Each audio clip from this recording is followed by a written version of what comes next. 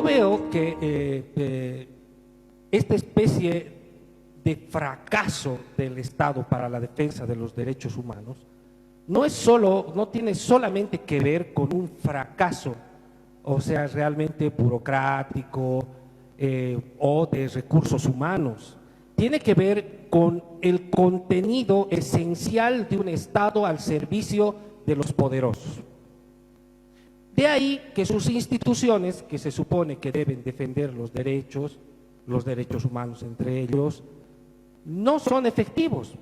Y de hecho, el mismo Estado, es decir, violenta los derechos humanos. A ver, para aterrizar un poco en esa idea, yo he sido dirigente universitario muy joven y no porque quería, ¿no? He sido dirigente universitario porque no quería ser dirigente. Es decir, cuando yo llegué a la dirigencia, odiaba a los dirigentes porque los dirigentes querían utilizar eso de escalera para dejar de ser una cosa y ser otra, ¿no? Detestaba a los dirigentes y creo que hoy con más razón podemos detestar a muchos dirigentes o políticos que utilizan eso de escalera para dejar de ser lo que son y utilizarlo a su servicio. No solo se trata de patear la mesa, sino de proponer. Es por esa razón que asumí en su momento mi condición de dirigente, no solamente de mi facultad, en la Facultad de Ciencias Jurídicas, sino también como dirigente universitario en momentos en los que las masas se estaban levantando justamente contra un Estado que no solamente violentaba el derecho a estudiar, porque la universidad estaba pensada como una élite, y porque para entrar a la universidad tenías que pagar $100, $200 por tu examen de ingreso, o tenías que pagar para tu matrícula inicial en una universidad fiscal donde se supone que está sustentada por el Estado, es decir, está sustentada por la propia plata de tus padres o de todos los aportantes. ¿Por qué entonces tengo que pagar 100 y además pagar en moneda extranjera $200, $300?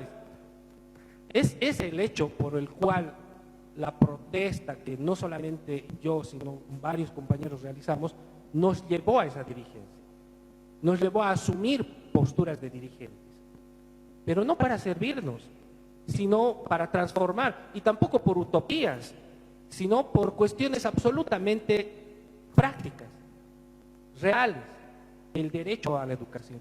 Y en ese camino, por ejemplo, nos encontramos con la guerra del agua, por ejemplo. Yo he sido reconocido como guerrero del agua por el gobierno de Evo Morales, aunque tomo agua de pozo. Vivo en Colcapirua y hasta el día de hoy tomo agua de pozo. No he colgado mi reconocimiento, porque para eso nomás creo que me serviría. Es un papel. Lo importante es la experiencia que nos ha dejado esa gran lucha, y creo que eso es lo que puedo aportar. Cuando nos referimos a la ruta de denuncia ante la vulneración de derechos humanos, probablemente algunos compañeros esperaban que se explique sucinta o detalladamente sobre cada uno de los derechos, pero ¿qué tenemos que explicar sobre el derecho a poder vivir, a tomar agua, a poder respirar aire puro, o poder tener una educación, o poder... No necesitamos mucha explicación sobre eso. ¿Y cómo debemos luchar sobre eso? Bueno, eso es lo que ha pasado cerca del año 2000, cuando luchamos en la guerra del agua. Se nos estaba privatizando ese derecho fundamental, acceder a un recurso natural como es el agua. ¿Y cómo lo hicimos? Mandamos notas, hicimos cursos magistrales, buscamos lumbreras para que nos digan cómo debemos pelear. No. Nos organizamos desde donde estábamos, nos autoorganizamos, nos autoconvocamos para ese combate y esa lucha. Una lucha histórica que ha marcado la necesidad de la transformación social, porque de pedir solamente este derecho básico que es del agua, estábamos a punto de transformar todo el Estado. Y de hecho creo yo que eventos históricos como la propia Asamblea Constituyente ha sido parte de esa lucha, ha sido un empuje, o ha sido más bien producto de ese empuje de las masas que han peleado por ese derecho básico y que han terminado cuestionando el orden político y social en este país. Un Estado que favorece a los ricos, un Estado que favorece a las corporaciones, un Estado títere de gobierno, un Estado que tiene gobiernos títeres de intereses foráneos. Y nos hemos organizado, y en esa organización, desde las bases, desde la universidad, nos hemos encontrado con compañeros regantes, con compañeros fabriles, con compañeros obreros, campesinos, es decir, todos nos hemos autoorganizado fuera de un Estado porque hemos logrado comprender que ese Estado es reflejo de los intereses de unos cuantos. Y esa autoconvocatoria, esa autoorganización nos ha hecho encontrarnos con algo importantísimo que es la democracia directa.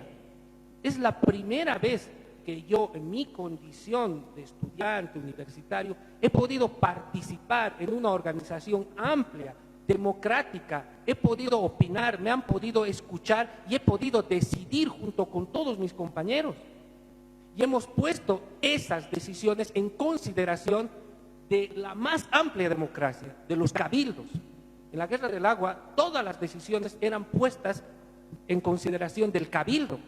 Y el cabildo era la asistencia popular de todos los sectores para decidir qué camino vamos a tomar para defender ese derecho humano a la vida que es el agua. Porque el agua es sinónimo de vida. He conocido en esa lucha, en ese combate, he conocido la democracia directa.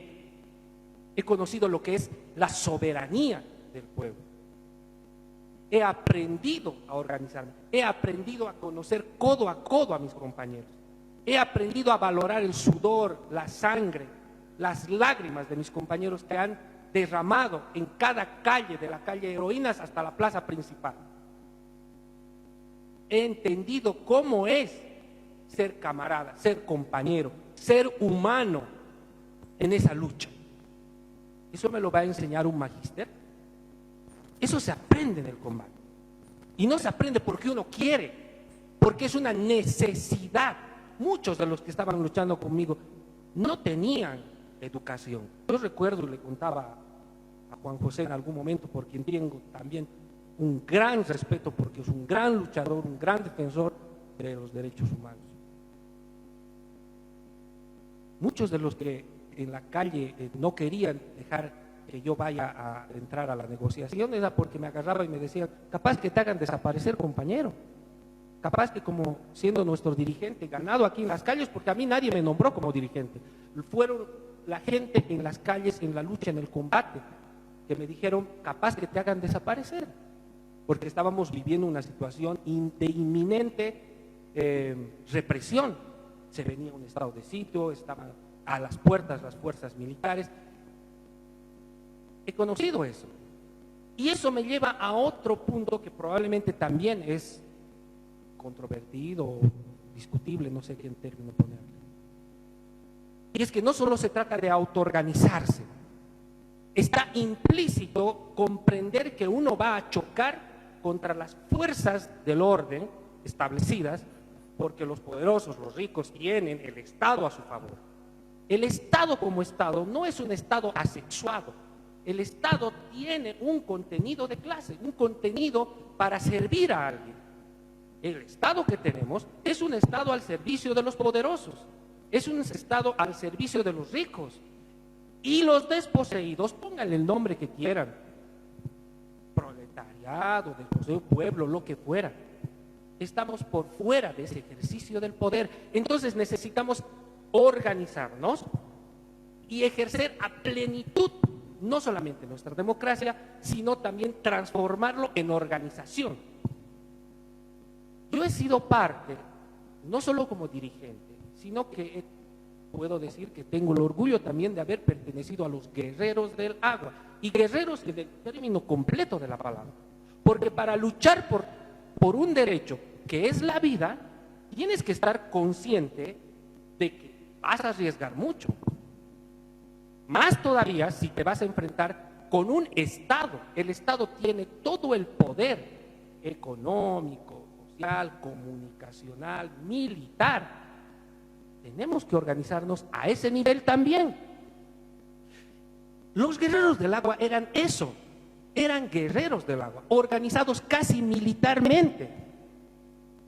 Cuando peleamos durante 2, 3 días para poder recuperar la plaza principal como espacio de lucha, lo hicimos paso a paso, como les he dicho, derramando sangre, sudor, lágrimas, hasta que llegamos a la plaza principal, tomamos la plaza principal y decidimos defenderlo simbólicamente.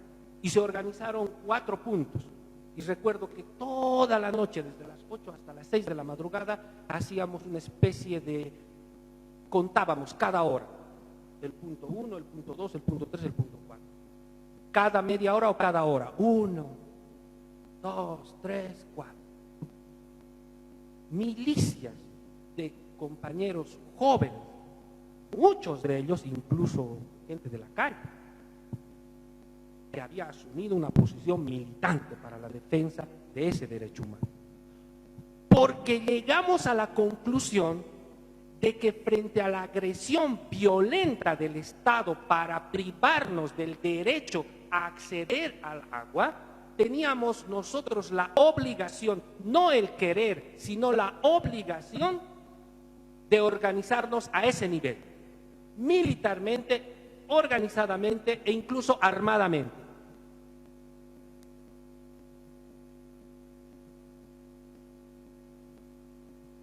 Entonces, esa organización de tipo casi militar me va a llevar a una conclusión que probablemente no es compartida por muchos, por algunos, por pocos en esta reunión que es pequeña y seguramente en la sociedad misma.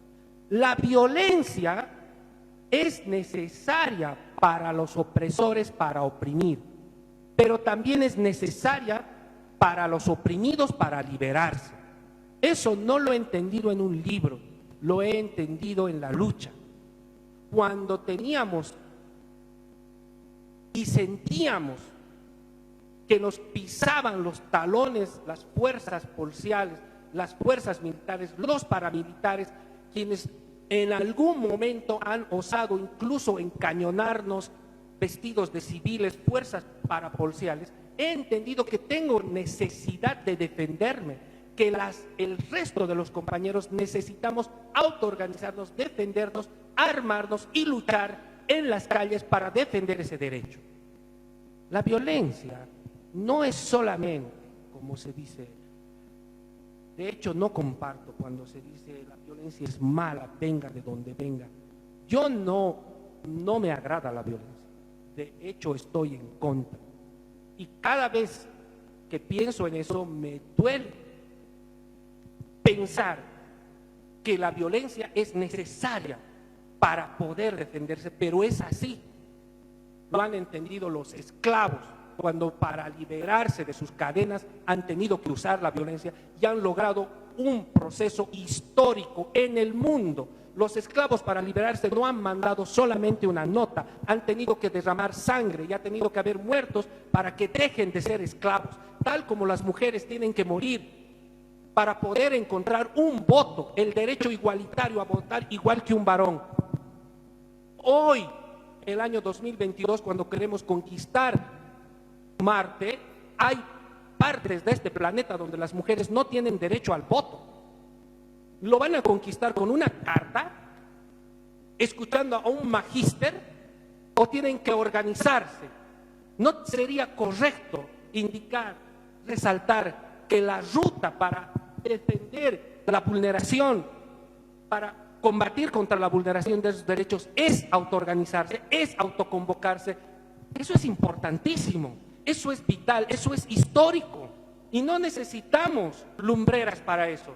Domitila Chungara no era una magíster, no era una doctora, era una ama de casa que organizó a amas de casa para pelear, para luchar y para derrotar dictaduras. Me parece que parece algo obvio, es en todo caso algo que quería resaltar y que quiero aportar, no desde mis libros, sino desde mi propia experiencia. Experiencias de victoria,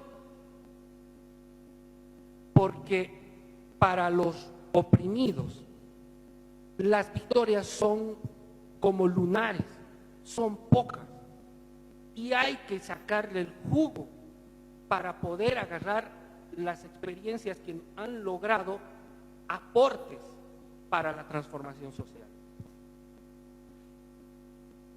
En mi condición de abogado laboralista, conozco y me consta cómo el Estado vulnera el derecho a la vida cada vez que se violenta el derecho al trabajo, cada vez que se violenta la estabilidad laboral.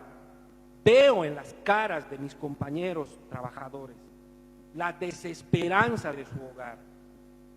Veo la angustia de mamá, papá, de hijos, que no se sabe cuál va a ser el futuro cuando no tienes trabajo, cuando te lo han quitado, cuando el Estado, enciendes el televisor y dicen es un nuevo Estado con nuevas, pero es la vieja actitud de pisotear los derechos de los trabajadores. ¿Y qué le voy a decir? Que vaya a su sindicato, pero si no tienen sindicato. Las dictaduras destrozaban sindicatos, prohibían la sindicalización, prohibían el derecho a la protesta. Hoy no está prohibido, está constitucionalizado, está en la cúspide de la pirámide, pero se respeta. Tenemos sindicatos, es más, tenemos sindicalistas que sean capaces de defender ese derecho a la vida, a la estabilidad laboral. No, están corrompidos. ¿Y qué tienen que hacer los trabajadores? ¿Escuchar a las lumbreras? No, tienen que organizarse, tienen que luchar, tienen que medir sus propias fuerzas, tienen que reconocerse. Esa ruta para la defensa ante la vulneración de derechos humanos pasa por la conciencia de que el Estado, sus instituciones y las que dicen no ser del Estado como las organizaciones de derechos humanos, por ejemplo, que están absolutamente cooptadas, no sirven para la defensa. Tienen que comprender que si su sindicato está corrupto, está vendido, deben hacer su asociación, deben hacer su organización, deben luchar desde las bases por ese derecho concreto a la vida, a su trabajo, a la estabilidad laboral. Más todavía si tenemos un Estado que es el primero en violentar los derechos. No sé el porcentaje, pero hay harta gente que trabaja en ministerios, gobernaciones, alcaldías, con contratos de consultoría que violentan la estabilidad laboral, fundamentalmente la estabilidad laboral y el resto de los otros derechos. Pero es el Estado que ha generado una especie de tercer clase de trabajador. Hay uno, el que está sindicalizado, tiene derechos, los otros que trabajan en negro, sin contratos, y los que sí tienen contratos de consultoría individual por producto, lo que fuera, sin derecho a vacación, sin derecho a aguinaldo, sin derecho, es decir, y eso legalizado, impulsado por el propio Estado. Entonces, frente a eso, ¿qué hay que hacer? ¿Vamos a irnos a quejar a la Central Obrera Boliviana? ¿A la Central Obrera Departamental? Pero usted, compañero, no es aportante, no está en nuestra organización matriz. Entonces tenemos la obligación de autoconvocarnos, de autoorganizarnos, de luchar por ese derecho. Es una necesidad. Puede parecer que lo que estoy diciendo es un lugar común, pero créanme que veo todos los días esa necesidad de impulsar la autoorganización, la comprensión de quitarnos esa venda de los ojos, de recurrir a el aparato estatal u organizaciones de tipo institucional para la defensa de ellos. Aplaudo 1000 veces la conducta de los compañeros de No a la Tala de Árboles, como aplaudo 1000 veces la actitud de la compañera Galindo, que con todo está demostrando que no necesita una maestría para ir y reclamar por un derecho fundamental como es la vida misma. Esa es la ruta, compañeros. El espíritu de este colectivo de defensores de derechos humanos se ha puesto así, con ese espíritu de autoorganización, con ese espíritu de autoconvocatoria, con ese espíritu de combatir, de luchar, de organizarse. Yo quiero remarcar eso, quiero machacar en ese punto, porque me parece que es el punto crucial que va a marcar un hito entre lo que pasa ahora y lo que va a pasar después. Eso lo he visto en la guerra del agua, eso lo he visto en la guerra del gas, eso lo he visto cuando era joven dirigente. Era un punto de quiebre. Hoy el Estado se está rajando por su corrupción, se está rajando porque estamos en el marco de una descomposición comunal de todo el sistema. Estamos azotados por una pandemia donde la crisis la están pagando los de abajo, no los de arriba, porque los de arriba se han hecho más ricos. Hoy, para los ricos es fácil decir estoy en quiebra y siguen en sus viajes en Venecia, siguen dándose su vacación, una vueltita a la estratosfera, no sé. No les miento, es así. Hay gente que está comiendo oro en Dubái y hay gente que no tiene para ponerse un calzado. ¿Qué tenemos que hacer nosotros? Confiar en esas organizaciones, confiar en un Estado que le sirve a un gobierno y un gobierno que le sirve a una clase social empoderada. No, le corresponde a los de abajo organizarse, tal como lo hizo Domitila Chungara, tal como lo hicieron los guerreros del agua, tal como lo está haciendo María Galindo, tal como lo están haciendo los compañeros de las diversidades sexuales, quienes no han tenido desde un principio instituciones que los defiendan, y ellos saben muy bien cómo se lucha. Ellos saben bien que no necesitan lumbreras. Ellos son las lumbreras porque han mostrado que con su combate y su lucha pueden encontrar un camino, pueden abrir senda.